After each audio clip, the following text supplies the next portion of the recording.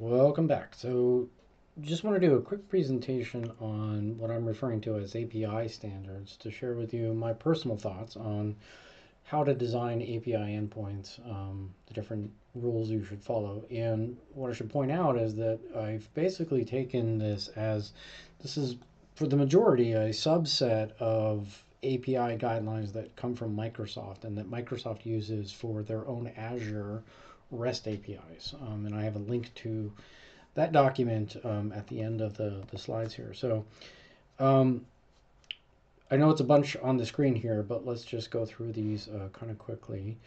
Number one, do use the following URL pattern, where basically what we want is a base URL, whatever the URL is for our APIs. We want a service root, a version number, a resource collection, and a resource ID. So what does that ultimately mean? Well, a service root would be for our existing app that we're building. The service itself is the catalog service. So we'd have our base URL slash catalog. Then we want some sort of versioning on our API so that we can support multiple versions at a time, so that we're not forcing our clients to update the second we update our APIs. So our version number, and then the resource collection would be using our catalog microservice that we've already created. We have a products endpoint, so the resource collection would be products slash, if we're getting a specific product, we're going to get it by its ID, and therefore we'd be passing in the GUID or the resource ID there. So that would be an example. Number two, use plural nouns for the resource collection portion of the URL. So we did that. We created a resource collection called products, not product. So we're using the plural version. Number three, add a version to the API even with the first release. So we haven't done that yet. We're going to come back in our next video, or in a pretty recent upcoming video that we're going to clean that up. We want to use number four, kebab casing for URL segments. So kebab casing is what you actually see in the example pattern, where we have hyphens between the different words that make up the URL. So instead of using camel casing or anything like that, use kebab casing. Rule number five, we want to restrict our characters in the path segments to be alphanumeric, also supporting the hyphen, the dot, the underscore, and then the colon. We'll see how the colon gets used in rule number seven. On rule number six, do use HTTP method as the action to be performed on a resource or resource collection. So we're going to end up using in our examples the get HTTP method, the post, the put, and the delete. So the get is for retrieving something. Post is when we want to create something. So we saw that in our product controller that we're using post whenever we want to create a product. We use the put verb when we want to update something. So in our product world, when we want to update a product, we are using a put method. And then finally, we are going to support on certain collections the ability to delete something, in which we would support the delete verb. So number seven, use the colon action in path segment when the method does not directly correlate to a CRUD operation. What does that mean? So on a product, we basically have some CRUD operations, right? We have the ability to create a product, update, delete, and retrieve. Now, if there was something else that we wanted to do, like make up a method here that we might want to perform on a product, which is recalculate tax or something like that. So if we wanted to support the ability that there might be a method call at an API level to recalculate the tax on a product, what we would do is have a URL that matches our top one format that we're listed in number one.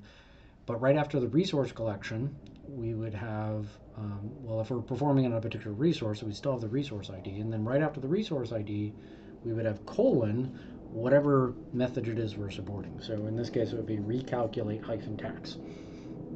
And we'll see some examples of that when we go through the rest of our microservices.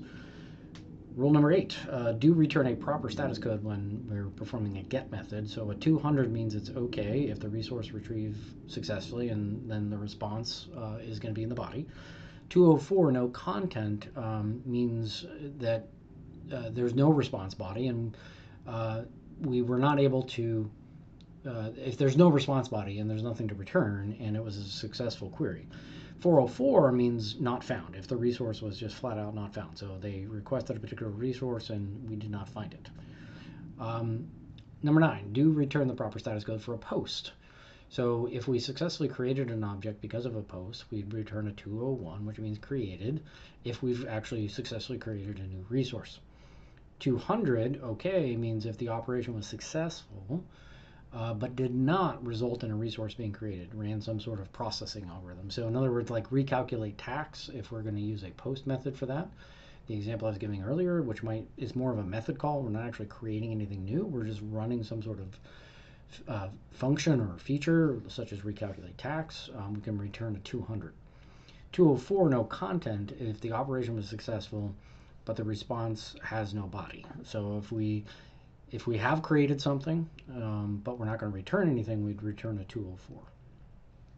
And then on the put method, number 10, we end up with some similar features. So 201 created if the method creates a new resource, which for puts we're really doing updates, and so unless there's a side effect that's creating something, that really won't be the case. 200 okay, or 204 no content if the method updates an existing resource. And then 409 conflict if the method fails to update the resource due to a conflict. So this could be the case where, and we're going to talk about this more in depth as we get deeper into the microservice conversation, if we submit an update and we're saying go update this product, and we determine that the product that they're trying to update has actually changed since they retrieved the object, we would want to let them know we are not going to allow you to update it because you don't have the most recent version of the product, and therefore you have a 409 conflict. And then number 11, do return 500 errors. Do return a status code of 500 when returning errors. So we want to return a status code of 500 when we're returning errors. So this is a subset of a much longer list that Microsoft has put together, which I took this from, which I think is a really great list, and I think you should look at if you're interested in more details. Here is the URL. So you can find it out on GitHub, and these are the actual guidelines. In fact, let me just bring it up here on the screen. Guidelines that you can see Microsoft has created for their own internal use for Microsoft Azure REST API guidelines. So they do a really great job of a whole bunch of do's and don'ts. Recommend you review that and take their items into consideration as well. Time for a shameless plug for my personal LLC, Keystone Code. I've been doing software development for 20 plus years now, and I've been lucky enough that I've played a lot of the different roles that go into software development, from back-end developer, front-end developer, full-stack developer, team lead, head of engineering, chief technology officer, business analyst, and architect. So if your agency or company has any needs across those different areas, whether it be a need from just understanding what those roles are, or have a need to fill one of those roles, either from a training perspective, a mentor perspective, or an actual hands-on perspective, feel free to reach out. So I can be reached at my email address, dmichael@keystonecode.com, or on the website at keystonecode.com. Thanks.